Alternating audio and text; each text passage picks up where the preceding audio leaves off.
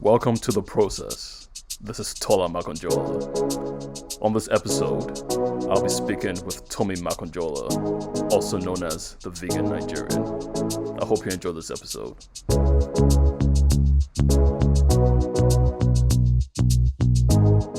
Thank you for being on my podcast. Of course. Thanks for having me. Finally. Yeah, I mean, it's been a long time in the making, but I would say I was waiting for the right time and the right sort of setup to do this properly. So thanks for being here. I would say that you've acquired a good following, a substantial following online. So I would say a lot of people kind of know your story. For those who don't know your story, could you briefly outline who or what the Vegan Nigerian is and what you do? Yeah. Do you want to tell people who I am first? Who I am know I that. to you? No, don't worry. They'll find out at some point. Go on. Okay, cool. So, about the vegan Nigerian, right? Yeah. So, the vegan Nigerian, I mean, it's evolved a little bit, I would say, over the years, but initially I set it up as a blog in 2013, shortly after I had gone vegan myself. And the idea behind it was really to kind of take the foods that I was familiar with culturally, so that would be Nigerian food, and put a bit of a vegan spin on it. And the reason I did this is because, I mean, one, just the creativity of it really intrigued me. I was in a space of discovery at that point because prior to that, I mean, the idea of being vegan was an alien concept to me. And the speed at which I went vegan was pretty fast. I would say, I mean, over the course of a week, I pretty much went from meat eater to vegan, right? So I was in this space of discovery and wanting to still retain a lot of the food that I was familiar with and a lot of the flavors I was familiar with. And so I thought, well, why don't I begin to document this through my blog? And whoever comes across it and finds it useful, then great, right? But that was never even really my intention at the beginning. I didn't think anyone would read it. And for a very long time, I was even anonymous on my blog. I refused to put any part of myself really into it. It was just, I remember that. Yeah. yeah. And I was kind of forced out of my anonymity in a way, right? Because I had that interview with the BBC, and all of a sudden it was like, well, people are going to see your face anyway, so you might as well. But I think it was a little more calculated than that, or calculated than that, because I remember you said, you know what, in order for this thing to grow, people need to be able to identify with who's behind this brand. Yeah, but I feel like that sentiment came actually a little bit later because even after I ditched my anonymity, I still wasn't as present as I am in my brand right now. Back then, I mean, people knew my name, right? And that was as far as it went. And then I think I hit a point where I had people saying to me things like, oh, you should get onto Instagram. And back then I was like, like, I'm never going to be on Instagram. Can you imagine? And then yeah, and then a point just came where I just thought, yeah, like you said, if I want to take this further and maybe reach more people, then perhaps I need to push myself a little bit further into this. And so that's why now you'll see that even though I'm not, when you compare me to other um, bloggers or content creators, I'm even still moderately involved in putting myself into my brand. Like there's still a lot I could be doing. But I would say I've pushed myself to kind of get out of my comfort zone and be a bit more in it. Yeah. Yeah. I mean that's an interesting thing because obviously, I know you as my sister, Yep. and and I know that you're very reserved, but you do what you need to do, essentially. Um, what was it that how do you manage your online presence? Because as I said, you have that you're very reserved, but you're also very business savvy. How do you manage that online presence so that you don't overexpose yourself? That sort of thing. Yeah, I think in everything I listen to my internal compass and I only do what I'm comfortable with. And it just so happens that as the years have gone on, I've grown in confidence. I've grown in a sense of who I am and what I have to offer. And that has translated into showing up in my work. But at every single stage, I was always true to myself. So if there's a certain aspect of my life that I don't want to share online, I don't feel forced to. Because you hear a lot of conflicting advice. You hear people who say, oh, you need to be super vulnerable and kind of lay it all out there. And that's the only way you're going to build real, authentic connections with people online, right? And for certain niches, yeah, sure, that is, valid. But I don't think it's necessarily the same across the board for every single person. And so I think you have to do what's comfortable for you. And so that's why I would say in my, I don't know how many years of being on social media now, I've never reached a point where I felt so overwhelmed or drowning in the social media world or even finding myself getting lost in it. I mean, Instagram is probably my most used platform for what I do. Right. And I mean, I spend maybe an hour a day maybe on it, just interacting, maybe posting content, but I'm not sitting on it constantly. And Yeah. which is very easy to do. It's so easy to kind of get sucked into that vortex of being, existing only in the social media world. But Absolutely. you do need to have a life too, and you do need that balance. You need to be able to exist in your own real life and not lose touch with that. And so that's always at the back of my mind. Right. And Right. so, yeah, I've been able to manage that. So you'd say a lot of thought because even though we're siblings, I get the sense that we discover more about each other as the years go on. So what you just said to me was always something I knew about you, that Mm, you're kind of very deliberate in what you do. Well, the fact you've actually articulated the fact that you think through these things, like how much do I want to put out there, how much of how much time do I want to spend on these platforms, is obviously a little revealing to me, mm, because like I said, I know you're deliberate, but obviously these are very minute details, almost. Um, and speaking about minute details, do you remember when we had the conversation about the vegan Nigerian name itself? This was yeah, this was very early on, and yeah. we're trying to figure out whether it was the right direction for you to go Hmm. in terms of the name Nigerian, first of all, for various reasons, and whether it was a strong enough brand to sustain you. Mm. What was your why did you stick with it? Why did you choose it first of all, and why did you stick with the name? It's obviously served you very well. It's a very good question. I think in terms of why I chose it, I mean, the most superficial answer is that I'm Nigerian and I was vegan and I didn't see anything else that existed like it online.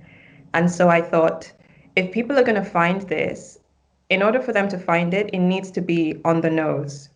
I need people to type into Google vegan Nigerian food or Nigerian vegan food, and for my website to be the first thing that comes up. Mm. So, from a branding perspective, I just thought, just keep it simple, just keep it as basic. It sounds very basic, but it's like keep it basic because I mean, I would like to say that I could see the future and how mainstream veganism was going to get, but back then I didn't really. It's only Are now you in sure? hindsight. Are Yeah, you yeah. sure? It's only now in hindsight that I'm thinking, well, geez, like veganism is exploding, right? And the name vegan Do you know why Nigerian I'm so is so surprised? iconic. Do you know why I'm so surprised? Because you actually stated it quite clearly to me back in 2013 Mm, that this is the future. Well, do of you ever course, remember? as an optimistic vegan, of course, I'm going to say that, right?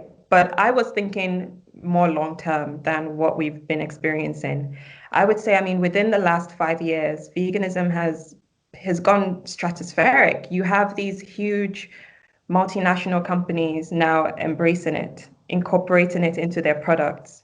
Yeah. I didn't think we would get here as quickly as we did. And Mm, so back then, of course, I would say it's the future because I believed in it and I thought that more people needed to find out about it and get on board with the sure. program. Um, but I didn't think it would happen so quickly. And so, yeah, it's now in hindsight that it's like, wow, like I'm quite glad I picked this name because it's so, like I said, it's so on the nose and it means that my audience will find me so easily now. You know, I didn't pick some obscure name like peppers and pig. Why would I say pigs? Peppers and peppers and pomegranate. Pigs only to Right. pet them, only to pet them. But you know, I didn't pick some obscure name, right? And that's not to say that an obscure name wouldn't have done well if the content wasn't good, but I just like the simplicity of it, I guess. Mm, mm.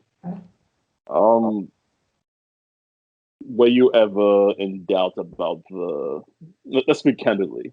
I think this was Yeah. 2013, and there was a perception about Nigeria and Nigerians. Hmm. Just speaking honestly. I don't know whether that's changed or whether Oh that no, it hasn't. Come on. no. Okay. Um, what did that ever creep into your mind, or did it matter at all to you? It never mattered to me. And I don't know whether that makes me just like blind to the opinions of other people, but being a Nigerian is a very complex thing because, on the one hand, I'm extremely proud of where I come from. I'm proud of my culture. I'm proud of my people, my heritage, everything. Do I think that there are things we need to fix? Of course, you know, like every other country, we have our issues. But you know me as a person, and you know that I'm more of a glass half full kind of girl. And Sure. so when I look at situations, I choose to focus on the positive first before I look at the negative. And that even includes the perception of Nigeria or the reputation of Nigeria. My train of thought was more, how can I be a good representative of this country that people will see this and go, Nigerians are doing great things, you know, or like amazing stuff can come out of Nigeria, or Nigerians have talent or creativity, you know, like I wanted all of those things to be associated with what I do. And me just being Nigerian wasn't something that I felt the need to hide or sweep under the rug in any Right. way. Right. Yeah. So Right. of course I've heard that criticism before, like, oh, are you sure about the adding the Nigerian name that, you know, people think of Nigeria and they think of 419 fraud, people trying to Right. steal money from you online and all of that stuff. And it's like, okay, that's one side of Nigeria, but it's not the full side. Like Nigeria also has a lot of beautiful, amazing things, including our cuisine. So why not shout about that? No, I mean that's all very valid. I think if anyone could take on that perception, it's probably you because I've always seen you as not just determined, but you have a certainty about whatever it is that you try to do, and you're very thorough in that sense. So it doesn't really surprise me. I think people have a tendency to project their um, misgivings on others, Hmm. and that's neither here nor there. If you're able to actually maneuver that sort of environment, which you've been able to do well, um, I want to talk about what's happened over the last year because we've had conversations in the past about streamlining the business.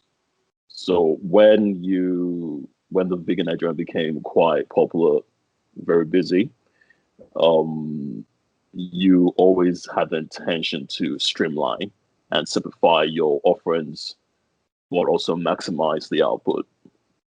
Um, the last year has been very strange for everyone, to put it mildly. Mm. What has what has it been like for you? What have you been able to focus on, and how has that worked out for you? So within the last year, Within the last year, I mean, so with the pandemic and whatnot, yeah, well, I mean, it's been a kind of blessing in disguise, for sure. right, Looking back over the year, prior to prior to everything kind of happening the way it did with the pandemic, I was going into 2020 in a similar way as I was that in a similar way that I went into 2019. And 2019 was like that was the point at which I had quit my day job, right, to focus on it. And I was feeling very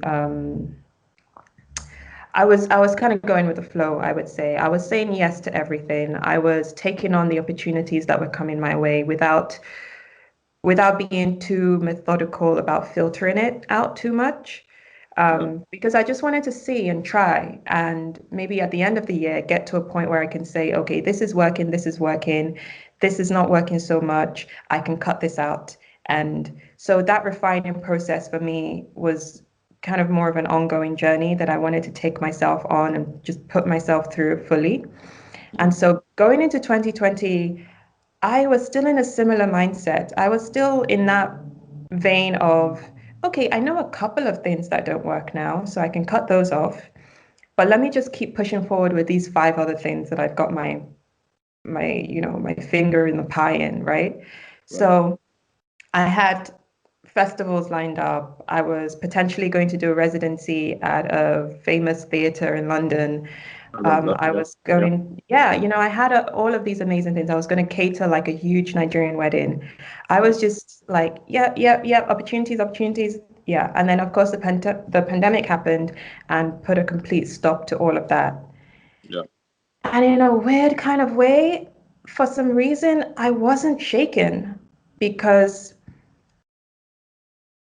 I'm the kind of person who has always done a lot of different things and tried a lot of different things.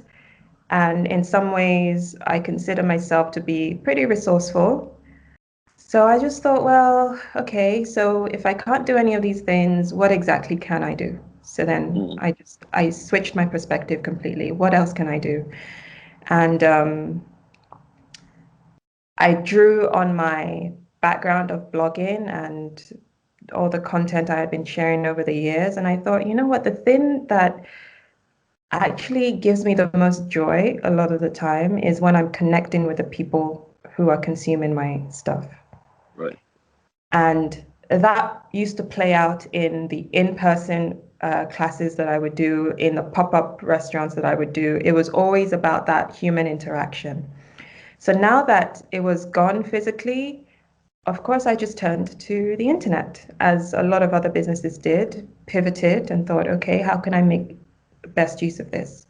mm, And also, how can I focus on my audience more? Because prior to, I would say last year, juggling so many things, it's like that becomes lower down on your priority list. Like actually taking time to get to know people who are engaging with your work. right. And all of a sudden I had all this free time on my hands and I was like, okay, cool, let's really get down to it. Like who are the people who follow my stuff? What are they looking for? What kind of stuff can I create that they would actually like and enjoy? And how can I build on that? Mm, And how can I transform it for this era that we're going through? mhm, And so I did cooking classes and I created a course as well that people could do online. And I was more active on my social media platforms. I was responding to people in a more meaningful way and actually just having genuine conversations with people. And I mean, I saw the fruits of that. Within a year, my platform grew exponentially. right. Um, and then, of course, part of that was to do with what happened in June last year with the Mhm, Black Lives Matter movement mhm, sort of cropping up again. So there, yeah, a lot of things were going on. And there were times where I felt like I was an observer on the outside looking in at what was happening, like, interesting. Because it wasn't an altogether smooth year completely yeah, emotionally for me. Oh, for most Business people, wise, most brand people, yeah. wise, yeah, it was fantastic. I can't even Mm, fault how the year was for my brand, but right. emotionally, it was a completely different thing. And so I was trying to sometimes match my emotions with what was happening with my business, and sometimes they didn't always align. So it was interesting. Wow. I've interviewed two people so far for this um particular show called The Process. You're the third guest, and the previous two are entrepreneurs as well, and they've virtually, I would say, almost confirmed what you've just said, which is there was an opportunity within the madness. Hmm. Emotionally, it was a roller coaster Yeah. because that was just the nature of the year. Um, what was the? I mean, looking back on what you've accomplished in the last year, what would you say if you had to articulate the finer points of the process behind, um, you know, fine streamlining the business? Mm. There's an element of almost no one knew this was going to happen, so you had to adapt. Yeah. But with the knowledge that you have now, what would you say you would do if you had to approach a similar situation of streamlining your business? So I would say that you need to begin from a place of stillness almost. You need to quiet the noise and you need to, would detach be the word? Maybe Yeah, yes, maybe no. But I'm you curious because I want to know what that what that is. means? Yeah, yeah, absolutely. Yeah. It means it means not frantically scrabbling to make the change, right? Which is understandable. If you're running a business and things are kind of going to the dogs, you're thinking, I've got to do this. I've got to like do something quickly, right? And so you do the first thing that comes to your mind, and it may not necessarily be aligned with your mission or exactly what you stand for or what you do.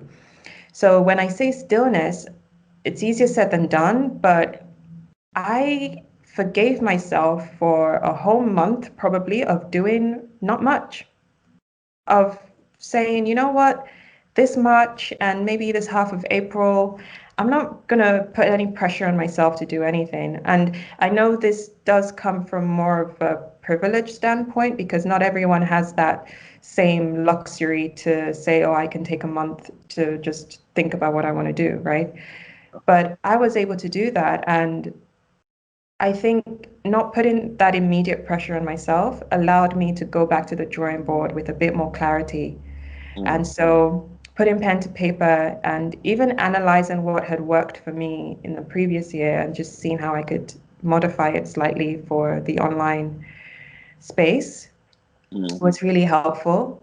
Um, and then it was just a case of doing things in a very spontaneous, messy way and just seeing what happened and hoping for the best. Because as much as you plan and you plan and you plan, you never really know what's how going to it's going happen? to.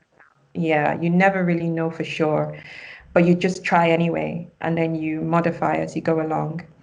So that was Mm, really how I did it. You know, I gave myself time off. I allowed myself to feel the emotions and the weirdness of what had just happened to the right. whole world. Yeah. Um, and then from there, I was able to kind of tap into a place of creativity and motivation, which I Mm, just allowed myself to suddenly feel, I guess. cool. Yeah. You mentioned a place of privilege, which is fair enough.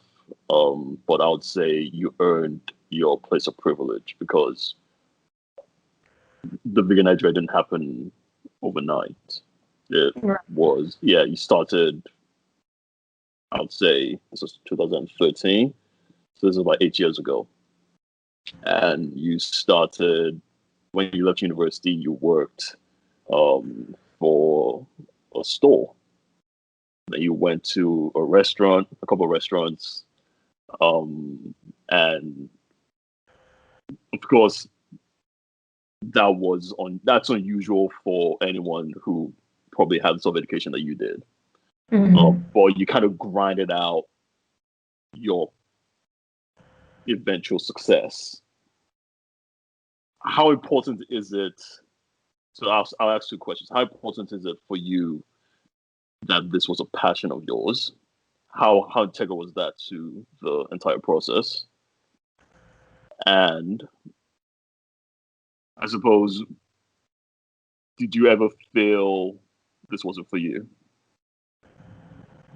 Well, to answer your first question, the passion was everything to me, right? And you know me, I can be stubborn a little bit, just a little bit. And I don't like doing things I don't like to do, really. So Right. that includes my career. You know, people are motivated by different things. And so it's not to say that one is better than the other, but I've never been motivated by money. I've never been motivated by status, right?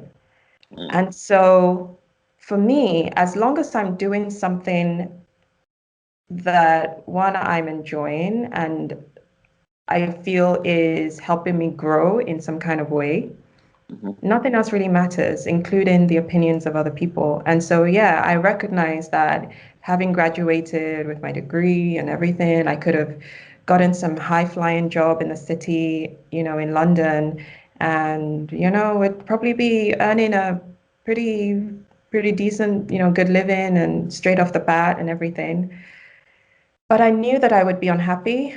Like I could almost see the future in a sense, and I knew Right. what it would lead to for me emotionally. I knew that I wouldn't be fulfilled. Right. I knew that I've always had this thing where I want to create and use my hands to make things myself and give to people. I mean, we Sure. grew up together, and I think maybe you probably saw some of that in the ways that I would Probably. make my own little magazines, or Probably. Yeah. yeah, or I would turn our dining room into a restaurant. You know, I just love that sort of way of living, which is very free and just very authentic to me, right? And so that Absolutely. But needed, yeah, but the journey of entrepreneur can be a very lonely one. So sure. that leads me to the next question. That did you ever feel, gosh, what am I doing? Yes. I had a couple of hiccups along the way for sure, like moments of self-doubt, definitely. And those periods came usually when I had a vision for what I wanted to come to pass and it didn't necessarily come to pass, right? Yeah. So I would get frustrated and just think, ah. But the weird thing is, I never questioned whether I should stop or whether I needed to continue. Like that was never really a question for me, but the frustration was definitely there. So the Um, frustration was the not the man was the lack of manifestation of the potential. yes. Right. That makes sense. Yeah. Yeah. There were periods of time where I felt like if I just had X, Y, or Z, I could achieve X, Y, and Z, and Yeah. this would be panning out exactly the way I wanted to. What did you think you needed to manifest things a little sooner? Um, Hypothetically, because like you said, well, we haven't really spoken about that yet, but I was going to say that it took 8 years to get to this point. That's a long time. yes. In hindsight, it's a long time. Now it's here. It seems like yesterday, right? Um, how important was it for you to have that almost long-term Long-term vision? vision. Yeah, yeah, yeah. Um, Perhaps it's in my personality, but I'm pretty much a long-term kind of person in most Mhm, things I do. mhm. In the sense that when I start something, when I get an idea about something, it's very hard for me to let go of it, Right. especially if it's something I love, right? And that's really the key. That's all it's down to. Like this thing I do gives me joy. So it's Yeah. not as if the joy switches off, you know, Mm. after X number of years. Maybe it will one day. Like, again, you can never tell how things are going to pan out. But for right Yeah. now, like, this is a passion of mine. I love it. I wake up, it's a kind of thing where I wake up in the morning, I'm like, I'm actually excited to do this. Like, that's the kind of feeling I chase in most things in life, for Right. better or worse. And Right. so, yeah, for me, it was, yeah, I never questioned whether I needed to stop. I just believed in consistency, and I believed in just showing up and not giving up and just, yeah. But I would say again that the long term outlook is critical, isn't it? Because Mm, yeah. even for someone like you, you didn't doubt whether you should stop because you love what you're doing, but the doubt comes in when you go, okay, I'm still here. I agree. Like I said, you could have easily gone some high paying job in the city, right? The option was always there. It was always on the table. You probably Yeah. wasn't made you happy, but that get out clause was always there, right? So how critical was it that you went? You know what? Like you said, it's part of your personality, but at the same time, I'm sure you had to remind yourself that you know what, let's just keep going. How important was that? Yeah. But again, the thing I want to stress is that because I'm not motivated by money or status, it was never a case of, oh, I just have to keep working at this until I make it big. Like that was never really a thought that came to my mind. Right. It was more of the moments I was frustrated was more of oh, I could be more fulfilled with what I'm doing right now, in the sense that maybe I could be doing things differently. Or I think the frustration sometimes would also be in the difficulty of what I'm doing, which is just part and parcel of being an entrepreneur. It's like Yeah. the disappointments, when people disappoint you, when an event maybe doesn't go to plan, or, those little like things, hitches that you come across along the way, Right. um, which humbles you in many ways because things can't be perfect all the time, right? Mm-hmm. Mm-hmm. Um, And so, yeah, maybe there was a part of me deep down that knew that, listen, for anyone on this planet, no matter what you pick up to do, so long as you're passionate about it and you kind of give it a good go and you nurture it, it can eventually sustain you. So I think I've always had that belief anyway. And I kind of resigned myself to the feeling that whether this made me financially stable or comfortable, I would be okay with that. And this is why, I came to London after I graduated and I got into jobs. I could have said straight off the bat, nope, it's the vegan Nigerian, nothing else I'm going to do. I'm just going to do the vegan Nigerian. And maybe that speaks to my personality and my confidence level at the time. But I think from being someone who can be sort of risk averse sometimes, I thought, well, why don't I just make sure that my rent and everything is taken care of with this job I'm doing, which, is sort of slightly related to what I'm interested in, and I still derive some enjoyment from it, and Yeah. work on a vegan Nigerian at the time and just give it a good go and see what happens.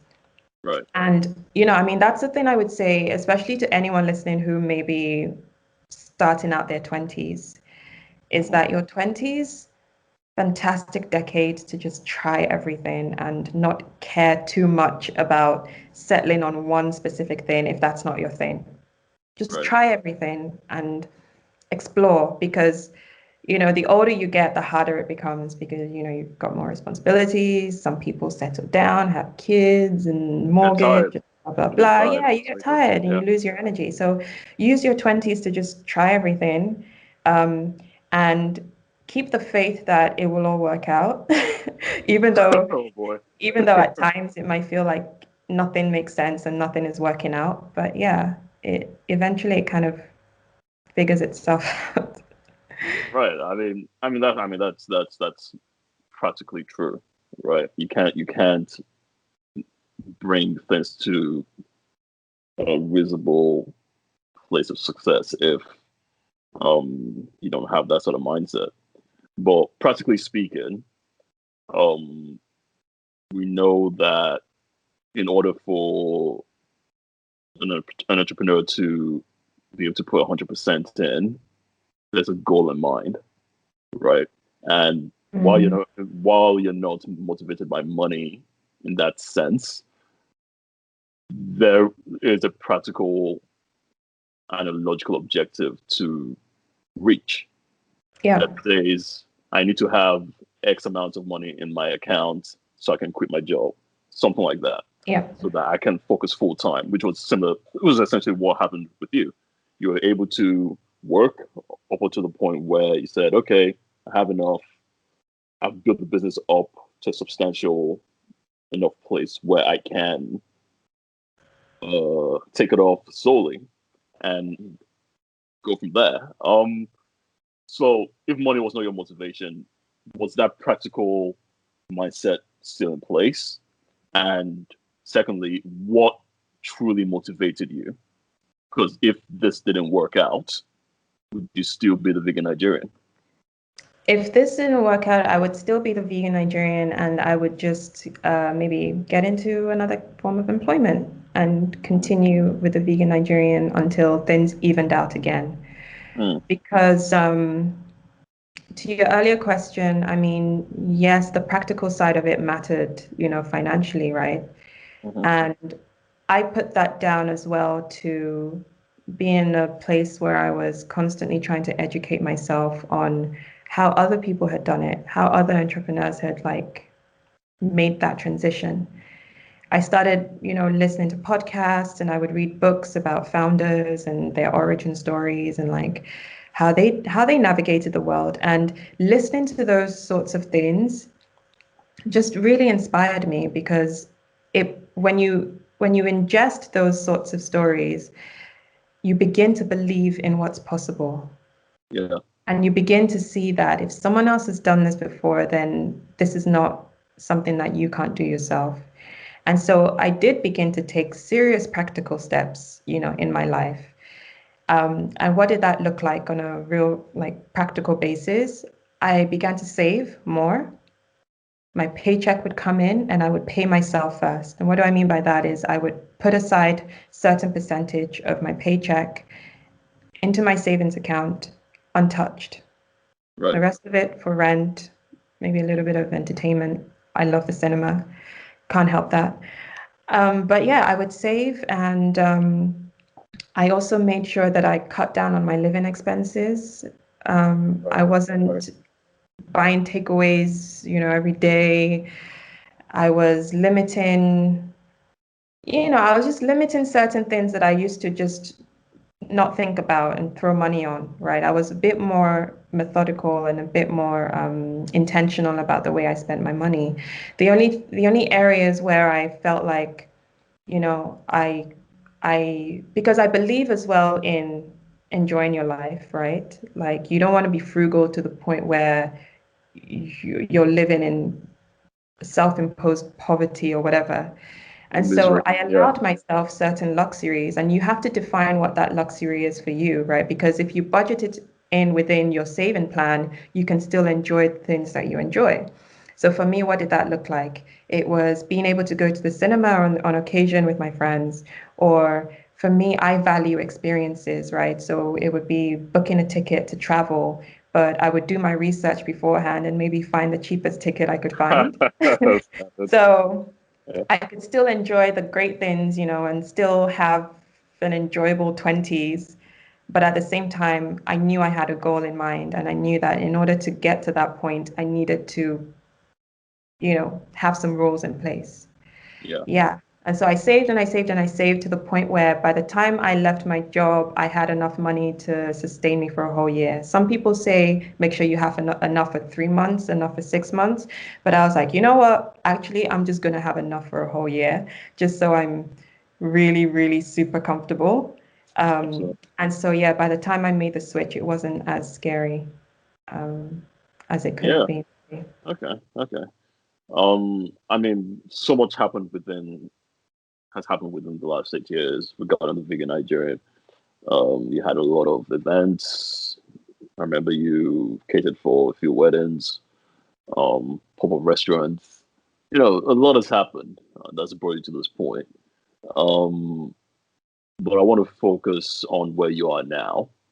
Um, and on what you're on a certain area in particular, because I want to understand how you managed to accomplish this particular task that I'm about to mention. So you have created an online course. Yeah. Yeah, that's one of the few things that you're working on now that's critical. Um, at what point did you say I want to create an online course? Okay. So, as with most things that come to me, they come in like a flash of just inspiration or thought, right?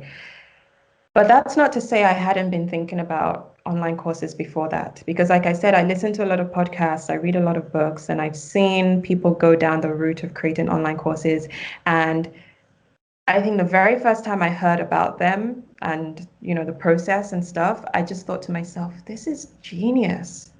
Because one, there is no barrier to who can access this online. Someone in China can get this course if they want to. Like it's not there are no restrictions to this. And so from that business point of view, I always thought this is genius and this is efficient. This is such a Mm-hmm. great way of distilling your knowledge into a package that someone can enjoy, right?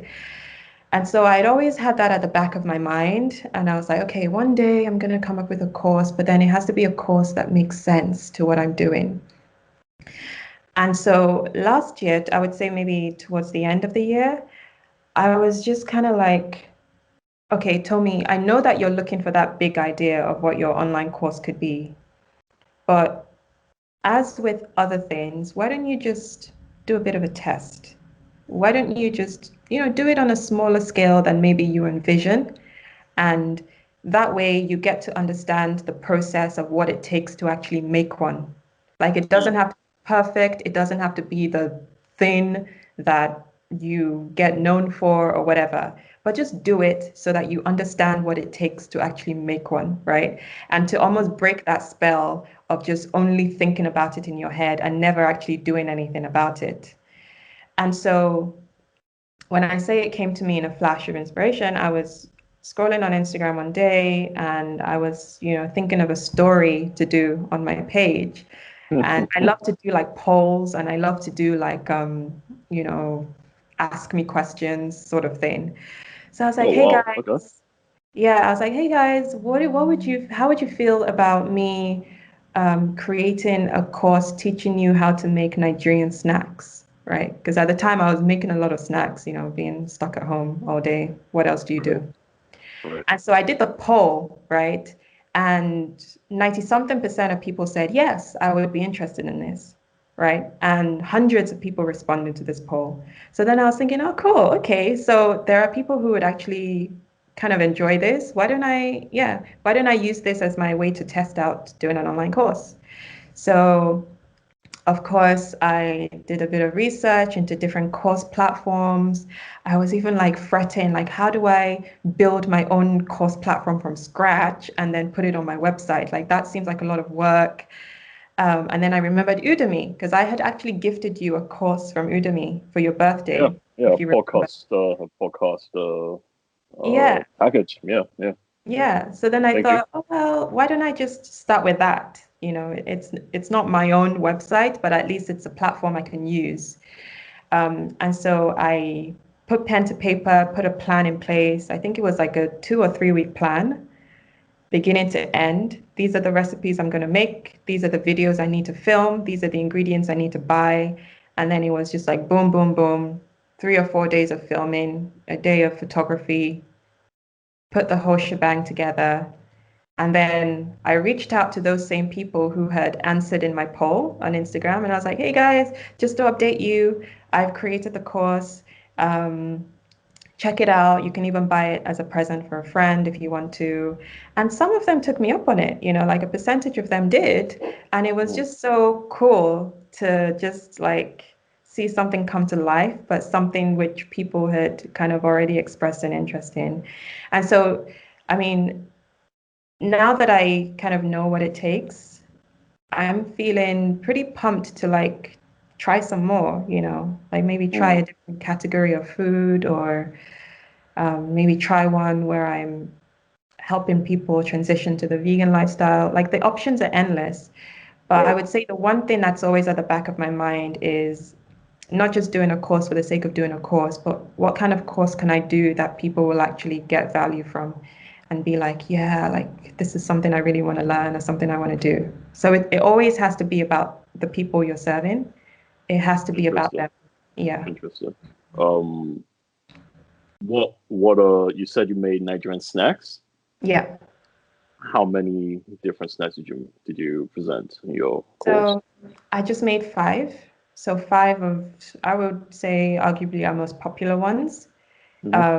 Um, but all with a vegan twist or with a slightly healthier twist, right? So a couple of them, for instance, you've got kuli kuli, and what was the other one? Chin chin, right? Which normally you would fry in hot oil. And puff puff as well. Puff puff, yeah, deep fry. Puff puff, unfortunately, I haven't been able to come up with with like an alternative way to cook it aside from frying. It's very, I've tried baking it once and it wasn't quite right. It was like eating a loaf, like a bun of bread. And like it just was it, you don't get that same texture. And so I couldn't really navigate that. But things like kuli kuli and chin chin, I did like a baked version of them. So eliminating the oil completely. And so yeah, because a lot of people who follow me, I mean, they're also quite health conscious as well, and they want to minimize the amounts of oil that they're using in their cooking. And so I was like, okay, even though I can't do it for puff puff or even akara, maybe, a couple of them I could adapt. Yeah. Mm, mm. Um, how much does your course go for? So it's currently on there for 19.99. Okay. So it's pretty Was that? accessible. Yeah. What was that? Was that something you had to negotiate with Udemy, or were you able to set Yep. your own price? You can set your own price. It goes from as low as 9.99, I think, up to, gosh, I mean, I've seen courses on there in the hundreds. It Mm, just depends on the subject matter. It depends on the complexity of the course as well. yeah. Um, and so I felt for me that pricing it at that point would make it not only accessible, but also because the recipes themselves are pretty accessible for Mm, a lot of people. I just thought I would price it reasonably. Yeah. excellent. Excellent. You mentioned that you did about 4 days of filming, Yeah. uh, one day of photography. Of course, in the midst of all that, you're doing the cooking and the presentation, you're doing the planning. Well, the plan was beforehand, but I assume there are a lot of alterations you make during the process as well. Um, how difficult is that to do? Well, the thing is, when I get in the zone, it's easy in the moment. And then afterwards, I do kind of crash a little, where I'm like, oh, okay, that's done. Thank goodness. Let me sleep for a day. Yeah, because I imagine, well, the deal filming is hard enough, right? To do Yeah. that, yeah. So we've spoken about this before. The idea of building a team. Yeah. You're 8 years within the Vegan Nigerian, and it's kind of still you. But Yeah. you've managed to achieve so much. How much of it is about discipline, and how much longer can discipline sustain the amount of work that you want to Yeah, get I done? mean, that's a very valid question because, speaking from an entrepreneur's lens, it's like, okay, how big do you want to grow this thing, right? Because growth often equates to building a team and getting other people on board to help. And I've definitely always been conscious of that. I mean, the times where I've had to tap into that and actually get people to help were when I did my events, for instance. It was just literally impossible to do it alone, even though me being the independent, scared to ask for help sometimes kind of person that I am, I if there was a way that I could do it myself, I probably would have done. And that's something I've had to work through too. It's like, why do I find it so difficult to ask for help? Why do I get a little bit shaken when it comes to either managing people or having to delegate? Like, is it a control issue? Is it a trust issue? Like, what is it, right? Have you come to a reason? Um, I think I'm still working through it.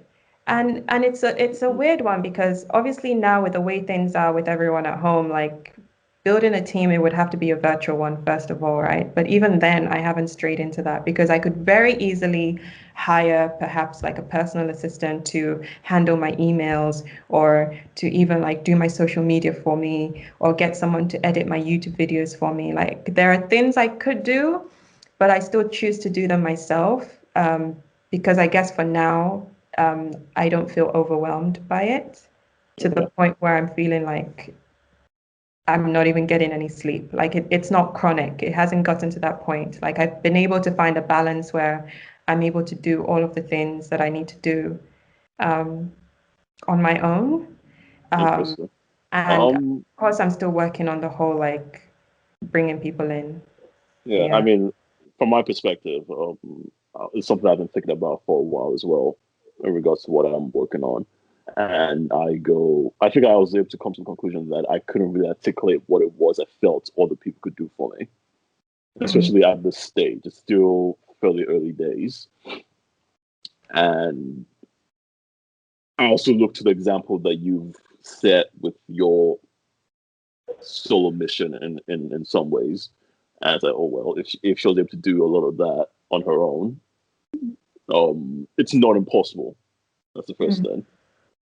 But also, like I said, I couldn't really articulate what it was that I could delegate. And once I was able to start articulating certain things that I felt I just would rather not do, Mhm. it became easier to project and go, okay, if I was to build a team, the articulation is the difficult part. Because, like you said, social media is a task in its own right. Mhm. But what are you trying to achieve? Can you achieve that on your own? If that's a yes, then why do you need to bring someone in? But if you're looking to network to potentially improve the quality of what you're doing so you can focus on something else, then it becomes to manifest itself a little bit more as a sole task, right? So yeah, I guess from my perspective, I think it was really about anytime I face a problem or a riddle like that in my mind, I always try to figure out what it is that's going on.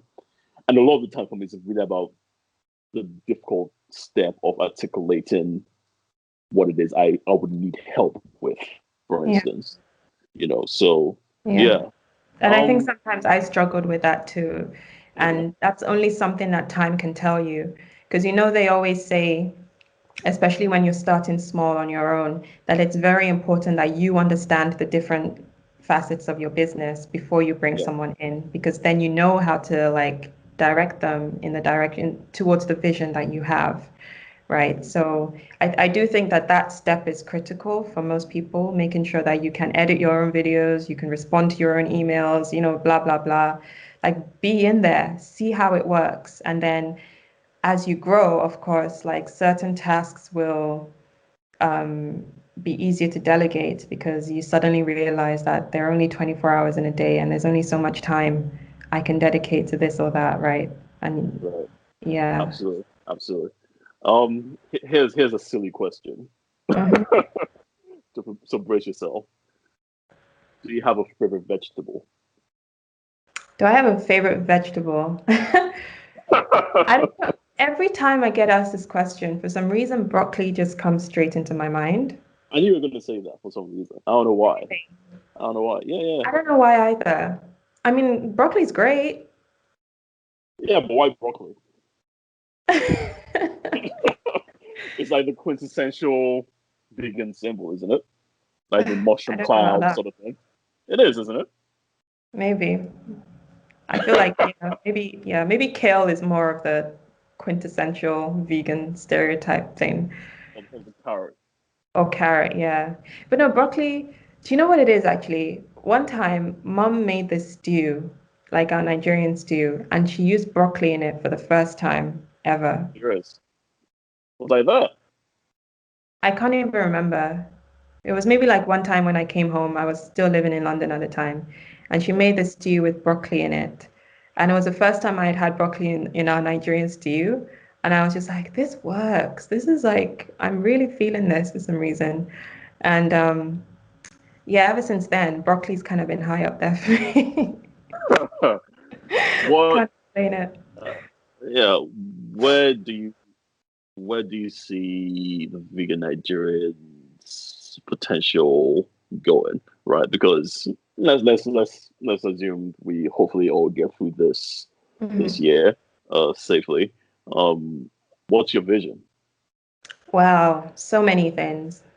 I just, life to me is just a series of projects ahead of me to get stuck into. Like, I want to publish more stuff. I want to publish more books, more cookbooks and resources. I want to create more courses, you know, and eventually when the world opens up, I would love to. I haven't completely pushed the pop-up concept away totally, Oh, good. That was but I great. would, yeah, but I would love to maybe make it more international because I had sort of slowly started doing that in 2019 when I did one in Paris and I traveled to the Netherlands as well for an event and I was like, this might be a good thing to do. So I would love to take it international and maybe just combine my love of travel with food and Mm, organize these events wherever I go. Yeah, that could be awesome, fun. awesome. Um, I mean, just to round this up kind of nicely, um, what's been the highlight of your journey so far? Mm, there have been so many. Mhm. Um, and I've already spoken about how much I love connecting with people through what I do. But I'm going to take maybe or give maybe somewhat of a self-centered answer. Yeah, Hey, it's let's allowed. just be real, right? It's allowed. I Yeah, yeah. um I think I've really enjoyed the personal growth that this journey has provided me with. It's provided me. What aspects of your growth has manifested itself? Is it about business? Is it about uh, tenacity? What is it? Yeah, yeah, again, it's just it's about how I've been able to let go of certain narratives that held me back in the past. Mm, Narratives surrounding my confidence, what I could mm, achieve, what I could do, what was possible for me, you know, limiting beliefs. I mm, mean, now out of the window, completely out of the window. And I'm probably that annoying person who, if you come to me and you're like, oh, I just feel life is useless, I'm going to be that person to be like, no, it's not. There's this, there's this, there's this. Like, I just see possibilities everywhere I look. And, from the personal growth standpoint, just coming into my own, like being the age I am right now in my late 20s and just feeling just fulfilled and confident and happy with what I'm doing. And sure. I feel like, like I said earlier on, that money and status was never really my motivation ever. I would say probably my biggest motivation was just the feeling of freedom, right? And I Yeah. feel like I'm on that path and that I'm sort of I'm sort of shaping that for myself too, and it feels exciting to do so. And um, I really do think if I hadn't started what I'm doing right now with the Vegan Nigerian, I mean, I don't know where I would be or what I would be doing at this point in time. Yeah. Wow. Wow. Brilliant answer.